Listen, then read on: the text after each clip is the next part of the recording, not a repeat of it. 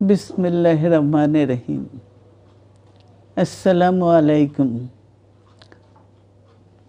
দীর্ঘদিন অসুস্থ থাকার পর আপনাদের সামনে কথা বলতে পারার জন্য আল্লাহর কাছে শুকরিয়া আদায় করছি। আমার কারাবন্দী অবস্থায় আপনারা আমার কারামুক্তি ও রোগ মুক্তির জন্য সংগ্রাম করেছেন, দোয়া করেছেন। সেজন্য আমি আপনাদের সকলকে ধন্যবাদ জানাচ্ছি। দীর্ঘ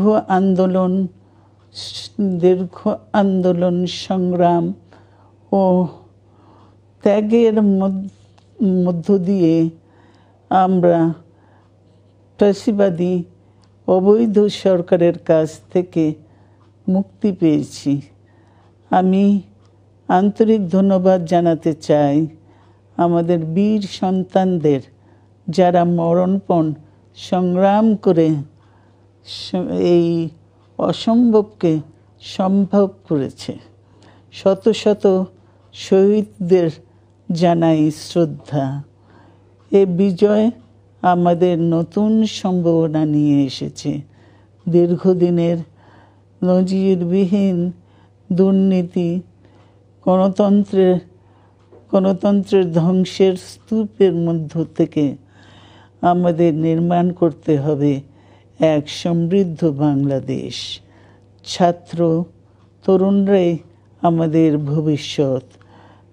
তরুণরা এই যে স্বপ্ন নিয়ে বুকের রক্ত ঢেলে দিয়েছে, সেই স্বপ্ন বাস্তবায়নে করতে মেধা, যোগ্যতা, জ্ঞান ভিত্তিক গণতান্ত্রিক বাংলাদেশ গড়ে তুলতে হবে।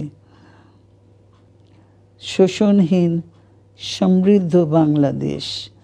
সকল ধর্মের গোত্রের অধিকার নিশ্চিত করতে হবে। শান্তি, প্রগতি আর সাম্যের ভিত্তিতে আধুনিক বাংলাদেশ নির্মাণে আসুন আমরা তরুণদের হাত শক্তিশালী করি। ধ্বংস নয়, প্রতিশোধ নয়, প্রতিহিংসা নয়, ভালোবাসা, শান্তি ও জ্ঞান ভিত্তিক সমাজ গড়ে তুলি। আল্লাহ হাফেজ। বাংলাদেশ জিন্দাবাদ।